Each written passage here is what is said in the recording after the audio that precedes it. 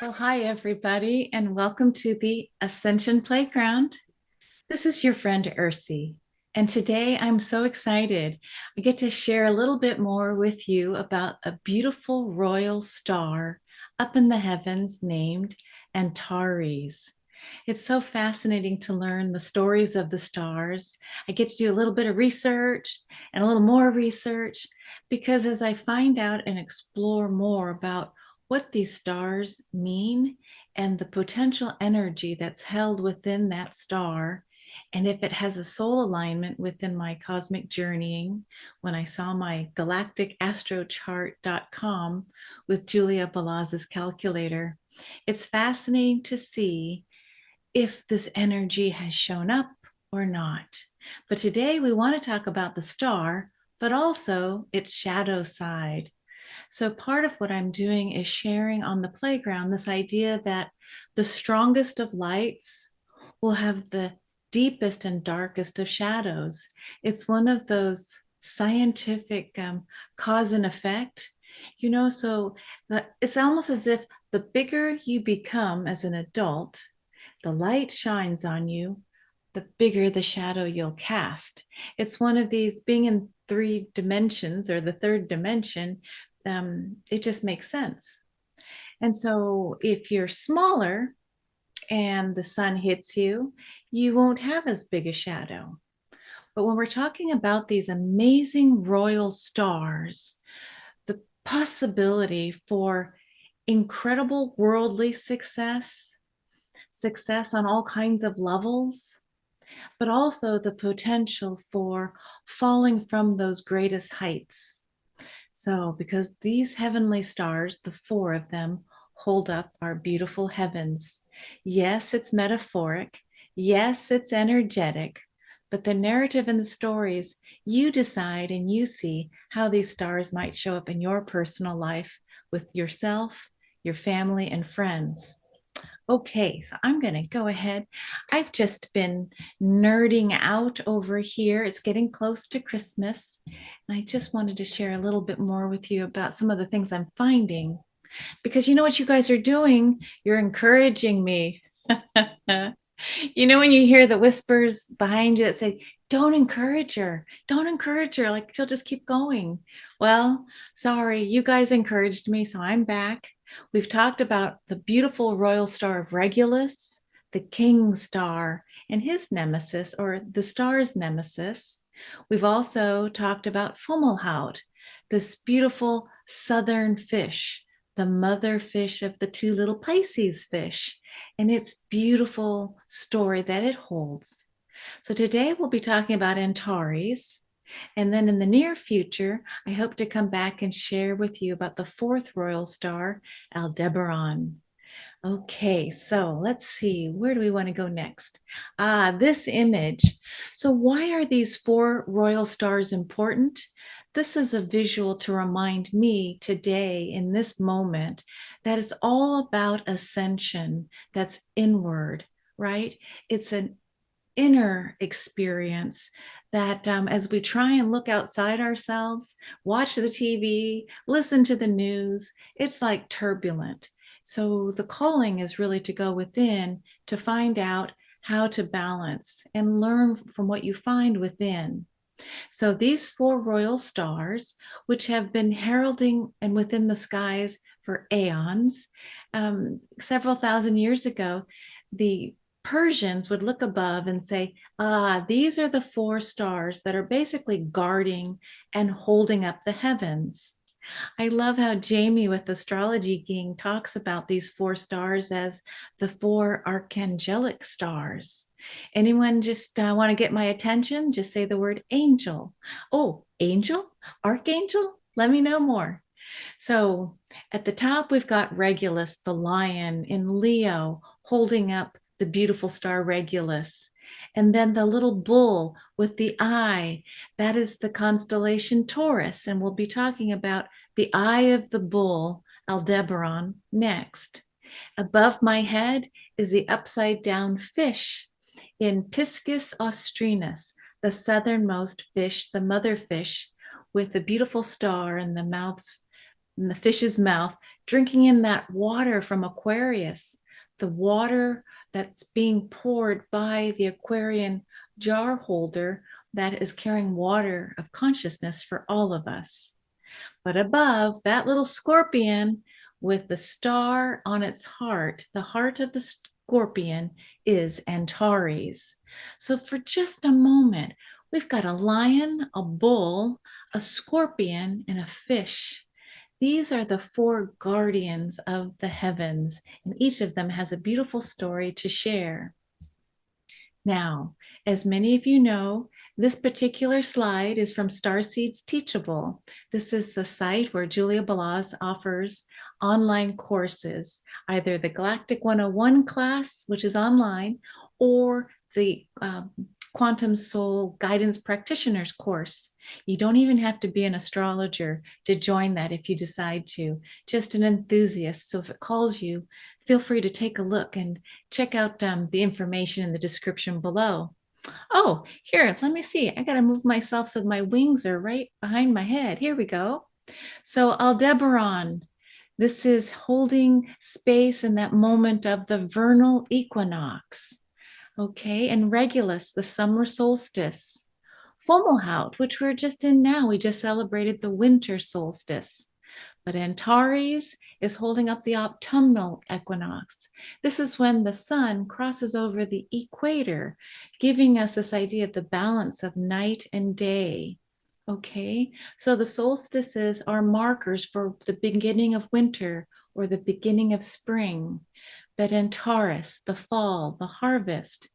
Here we see Archangel Uriel or Uriel, however you want to say this name, but the archangel is holding space for this beautiful Antares star. It is known as the Watcher of the West. That's an important note that I'll be bringing up soon. Its element is water. So think about water representing not just liquid water, but this idea of emotions and feelings, deeper feelings. And the beautiful golden ray is all part of this Antares light. Doesn't that feel good? Golden ray of Antares with Archangel Uriel. Kind of gets my little angel wings going. Woo! Okay, so where on earth is Antares? Oh, look, I put a little halo over my head. Here we are. Here's an older star constellation chart. You know, there's 88 named constellations currently. So here's just a glimpse. And we wanted to find out, where are we talking about in the heavens if we're holding up 4 points? So Antares holding up the west, here is Scorpius. Let me see, I'll use this finger. Scorpius, there you go. But Antares is towards the center. It's the alpha star of that constellation. And so before I left this kind of big picture, I wanted to show you this gorgeous image of an angel with the earth below, kind of as an energetic metaphor for bringing in the Antares and Uriel energy. Thank you, Vashta.com, for creating such beautiful imagery so we can share it amongst ourselves. And here behind me, remember I talked to you about that golden ray?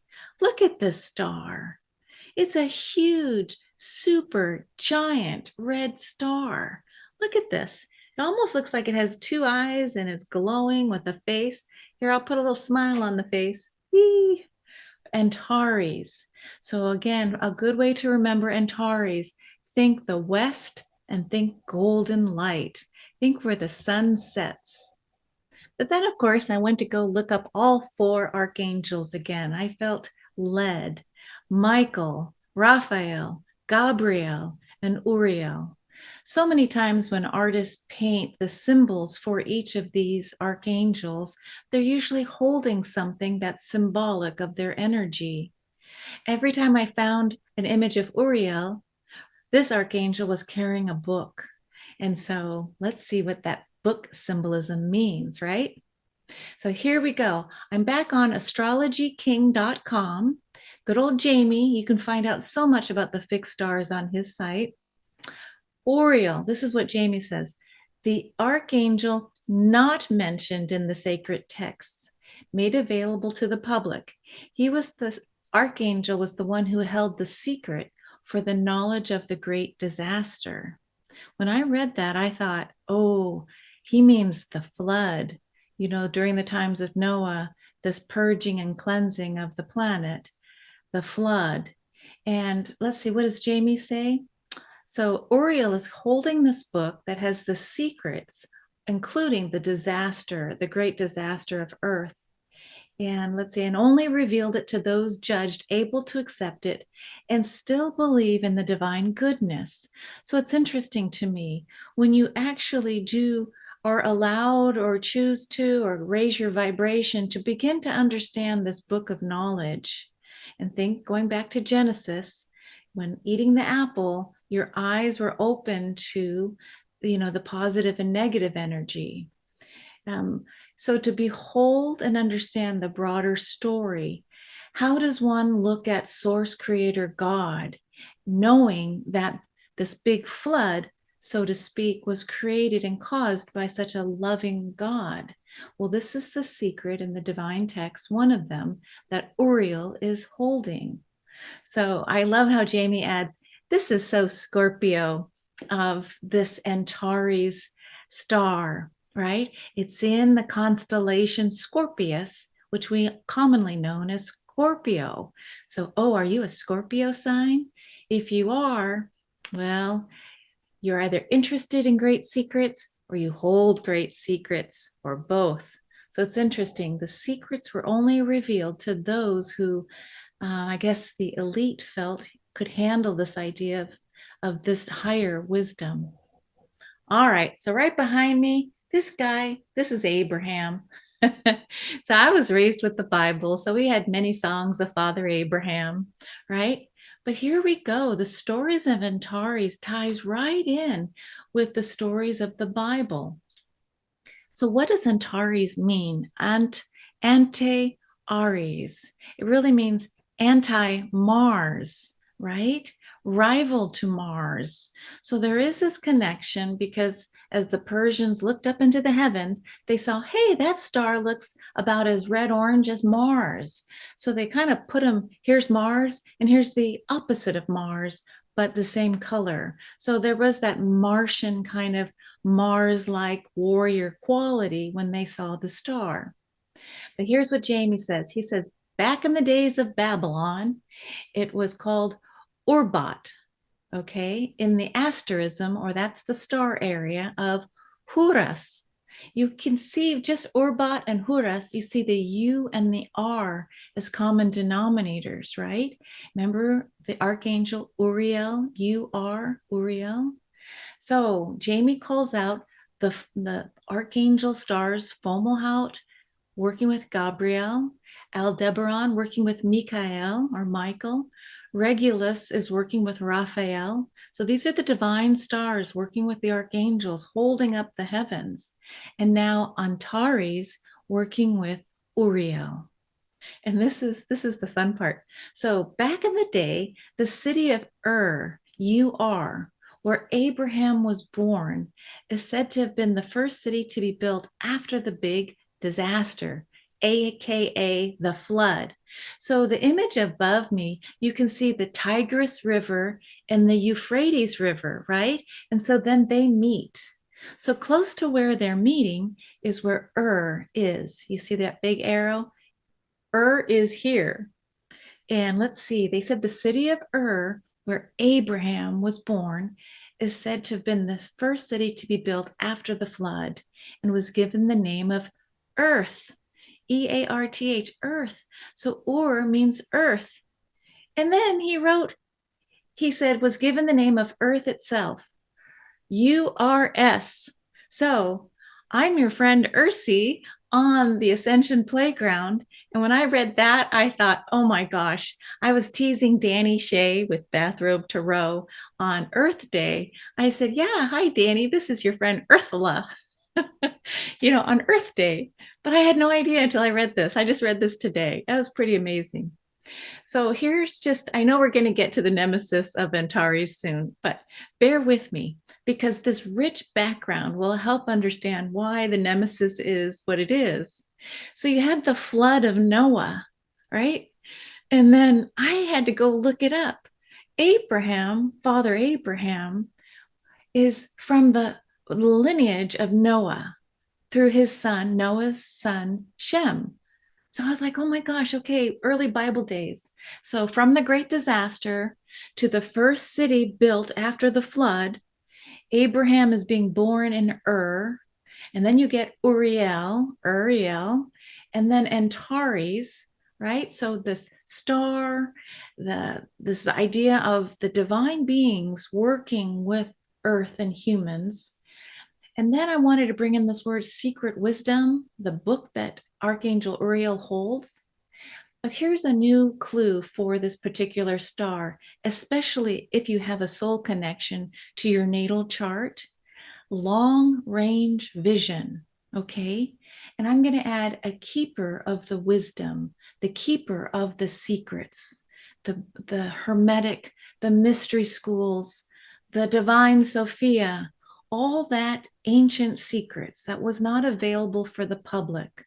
Why was it kept secret? Well, you have to understand that, at least this is one thought, that when you allow this kind of information out, some people will take the good and use it for ill. So there's a responsibility when big information is shared. Okay, so moving right along, I'm back to the Scorpio. So Antares, connected with the constellation it sits within, Scorpio, this beautiful, huge star, Antares. For the astrologers who are listening, it's located at 9 degrees Sagittarius, 46 minutes. And so if you have, if you know how to read charts, there's a 2-degree, 30-minute orb on either side. So that way, if you're doing it mathematically without a calculator, this is one way to check on your natal soul connections. Let's see, in the 2 days to really hold in this light is December 1st in the Northern Hemisphere during the day, December 1st in the Southern Hemisphere during the evening. And then again on May 31st, for us up in the north, we would focus on Antares to meditate with this beautiful divine archangelic energy too. May 31st for the Northern Hemisphere in the evening, and May 31st in the daytime for the South. Here we go. Okay, so here's the big picture. Back to that Scorpio, and I put a little red circle around. Here is Antares. Okay, so what is the shadow side for this incredible, ancient, royal star of heaven, helping us hold up the West? What's the shadow side? Well, dun dun dun, I had to go look for a fun image for you. And who did I find? I found, for the young ones who may not know, this is Mariah Carey. And she has a CD, she's a singer, called Obsessed. So the nemesis for this incredible, beautiful royal star is obsession. Obsession. I'm not going to try and sing her song about why are you so obsessed with me, but I wanted to give you this image because look, even on the cover, there's these darker wings. So when we're working with a shadow side, okay, and I'm just holding that without the judgment. If you're on the darker side to learn and experience it, the lessons of obsession will inform you, the soul, as it navigates, because we get this free will choice. Do I want the higher side of the star, or do I want to learn and expand through the shadow? And I think we learn on both sides, whereas in 3D, we just want to stay on the light side, worldly success, success at all levels. That sounds pretty good. So let's learn a little bit more about obsession. Well, you know how much I have. I just really enjoy Bernadette Brady. She wrote a lot of books on the fixed stars. And anyway, what she says about Antares is yes, beware the nemesis of obsession. And she points to this famous heroine in history, Joan of Arc, Jeanne d'Arc. And I thought, what? She had a shadow side? What happened? Well, I didn't know the fuller story. Here's this little teenager getting the message from God, probably through Uriel or one of the archangels, to go lead and fight the good fight. So when the fight was won and victory was held, according to Bernadette Brady, who looked at French history, and so I'm just referring to her story, Bernadette kept fighting. She still had it in her, like, oh no, keeping the battle gear on and fighting the good fight. And so even though the goal was met and her job was done, Jeanne d'Arc kept fighting. And by doing so, she got herself captured by the English, who then, sorry, English people, who then burnt her at the stake. Okay, so what do we learn from this? Yes, you fought the good fight, but do you know when to put the battle gear down? Like, turn it off. It's, shift gears. Think of the scorpion that just, oh, well, speaking about that little scorpion, here's my next little thing to share with you. If you're still listening. Well, first of all, I want to tell you some interesting stuff.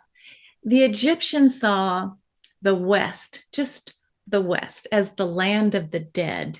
Why? Because they saw that the sun would rise in the east and set in the west. So they thought that the sun died every day, like at night.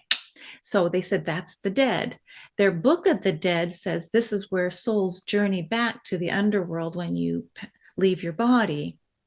Now, the Persians also felt similarly, and they saw Antares, this royal star, as Yima, the god of the dead. So, when you learn astrology too, and if you're Scorpio or you have Scorpio in your chart, you know that it's the only triphasic sign of the zodiac. It has the scorpion, the eagle, and the phoenix. And so a lot of what Scorpio is about, the energy, is this idea of transformation, transmutation. It's birth and death. And I don't know why they put sexuality in there. Maybe you kind of go through this birth and death through sexuality, but it's all part of this Scorpio, right? So here again, I put in Bernadette Brady's quote, Antares offers worldly success. However, your actions, not someone else's, and your obsessions may be the result of your own undoing. I'm going to pause there for a moment because let that settle in, especially if you're excited that you have this star. I have it trining my north node, so I have to be careful with how to hold the energy. It's like, thank you for the information. So a trine to my north node would mean that I have an inherent gift working with Antares. I still have to beware of obsessing. I think if you ask my family, especially my husband, I'll say, yeah, I can see that in her. So I want to move now to something funny because for me, I learned so much as a kid by reading fairy tales and Aesop's fables. So see that funny little frog over there coming out of the water? Well, there's another frog behind me, and it's the story of the scorpion and the frog. Dun, dun, dun. So the scorpion and the frog. This Aesop's fable helps go deeper on this word obsession. Okay, so bear with me. So the scorpion needed to get across the pond, and it invited the frog, hey, frog, put me on your back, ride me across to the other side of the pond. And the frog's like, heck no, I know you. You are going to bite me. And why would you do that? Why would I help you out? Because you're just going to kill me. And the scorpion's like, no, I would never do that because if I stung you, I would die as well. So I don't know why, but the frog agreed to take the scorpion then, by hearing that logic, on its back and help it out. So the frog was being very kind. It had a boundary, and it just kind of overruled its boundary and went ahead and said, okay, scorpion, on my back. So they're going across the pond, and halfway through, the scorpion can't help itself. It stings the frog. And as they're both glugging down inside the pond, the frog's like, why did you kill me? You're going to be killed yourself. And let's see, the dying gasp of the frog And the scorpion, all it could say is, I couldn't help it. It's in my nature. And so this idea of Aesop's fable of the scorpion and the frog with Antares, if you have this in your chart, please understand that obsession, put it frontal brain, put it into like real time. Like, yes, you can help yourself. Just think it through a little bit more. Don't kill the ride that you're sitting on. But again, Bernadette Brady, you can be the cause of your own undoing. Isn't that interesting? It's like the moral of the story, know thyself. All right, but I wanted to tune from the dark side now to the lighter side of Antares. Let's bring in this light of God, Uriel. The name Uriel means light of God. So don't you love that image of the two hands creating this vortex where this rainbow light and angel wings are coming out? The light of God. And then the angel behind me, there's that book again. That's secret knowledge. Okay, so if you are bestowed knowledge or given a spiritual download, will you become obsessed with it? Do you know how to live a life and put it aside for a little bit? Will the knowledge be to your own undoing, or will it herald you to incredible success? So thank you, Uriel. And I'm sharing this only because I truly believe you can invite the Archangel Uriel to help guide and assist. Make it clear to me when I'm obsessing. Make it clear to me when I'm in the process of my own undoing, if it's not for the greater good of all. Okay, so this invitation of the angelic realm is really key when you start working with the narrative of the stars, the galactic, and the angelic. All right, back to Julia Balaz. Don't you just love her? She offered some notes about her quantum healing hypnosis techniques. What was her research when it came to this beautiful royal star? So, when she'd see a lot of people with conjunct alignments, this is merged energy to Antares, that they were oftentimes excellent strategists, looking ahead, long term planning, that a gift for seeing a bigger picture. In fact, just as I'm reading that, I'm reminded they're telling me this is why Ursula likes to play with a broad dashboard of all things metaphysical. I don't like just one or two or three things. Give me the whole buffet. Give me the smorgasbord of like 100 different things, and I'm just going to want to try it all. But back to Julia. So, seeing the bigger picture, long term planning, holding a vision for higher ideals and potentials. Now, this is interesting, right? Especially with any conjunctions to Antares. Attuned to the higher realms from beings such as and including the ascended masters. That's fantastic. And according to Julia, there's a collective of ascended masters, beings from higher dimensions. That just sounds so fun and wonderful, right? Also, one of the gifts from the star is how to hold space for other people to heal and transform. Healing and transformation, scorpionic again, right? But holding space. If you've been through those transformative, dark, and pretty scary times of life and you made it through, are you willing now to share and hold space with other people who are going through similar or even worse situations that you went through? Can you help guide them out of the dark? Lastly, her research has indicated that Antares soul alignments are also anchors for higher dimensional frequencies. So, I don't know about you, but I'm hearing that ringing in the ears, like a real high pitched zzz, and it's, there's a lot of thoughts of what that could be for me, but anchors for higher dimensional frequencies. Wow, makes me want to go sit down and meditate. Not easy for this fast moving Ursula to do. Okay, so I just wanted to put this picture up again with this blazing golden sun circling in the stars. Where is Antares? Here is Scorpius. Just gotta love it. So what does it mean if you have this star? Pay attention to this idea of the nemesis, of obsession. And again, it's for your own undoing, that you would be the one turning the sword inward. In fact, that's what comes up as I'm hearing them. If you have this royal star Antares in the first house in Aries or conjoining Mars, the undoing would be a sharper knife going within, because that is the house of identity and assertion. Think Joan of Arc not being able to put her battle gear down. The war is won. What are you doing? You keep fighting and then finding another fight. Let me stop sharing for a moment.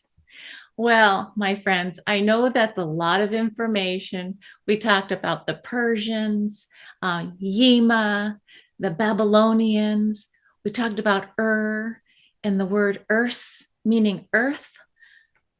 I'm going to call myself Ursula for a while. I think Ursula, and just to ground myself with the earth, that Abraham was born in the new city of that this beautiful royal star of Antares holds the potential for radical transformation, radical wisdom of how to work with this idea of from the devastation of the flood. Okay, this is what's coming in, that horrendous flooding. How could a loving God flood and kill so many people and only save a few?